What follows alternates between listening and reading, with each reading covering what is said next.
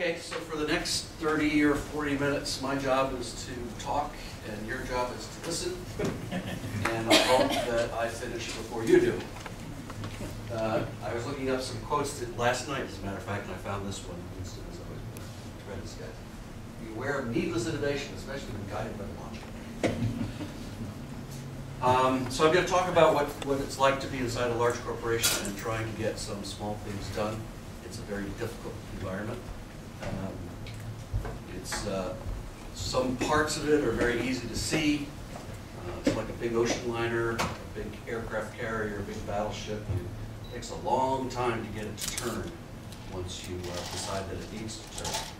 And the easy part is navigating through the external environment.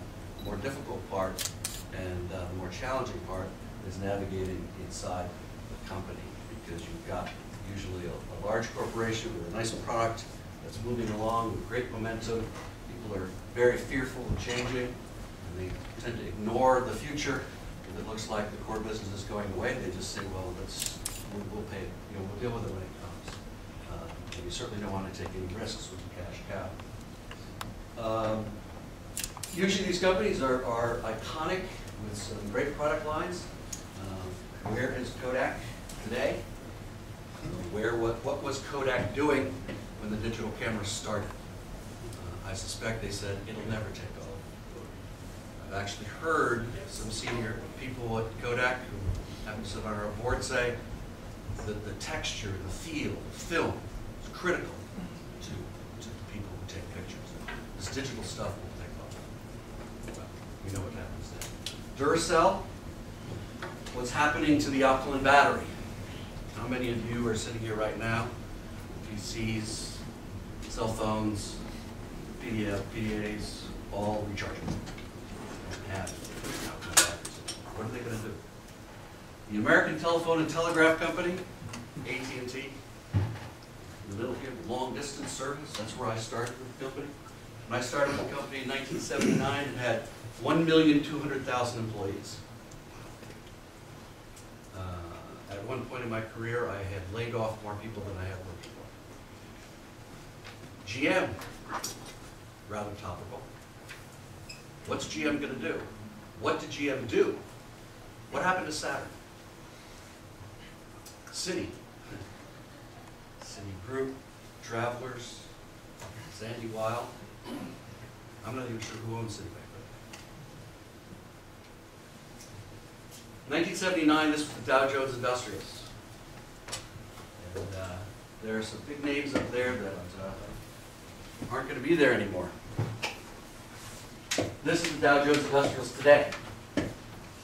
Only 12 are left inside the Dow Jones after 30 years. Who's gone? Now let's see. Let's look at some of the companies that are gone. Allied Chemical, American Can, American Tobacco, Bethlehem Steel, Eastman Kodak, Goodyear, International Harvester, International Paper, John Manville, Owens, Illinois, Sears, U.S. Steel, Union Carbide, Westinghouse, Woolworth. All names that were huge at one point in their careers, in their histories. What happened to them? The companies that are in bold here are the ones that have remained after 30 years, and look who's joined: American Express, Bank of America. What's happening there? Boeing, Caterpillar, Citigroup.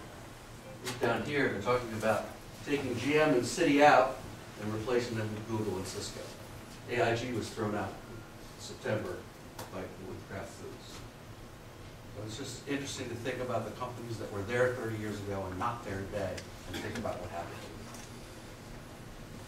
These large profitable companies more often than not have a big cash cow generating a significant portion of their revenue, and they dabble in other things.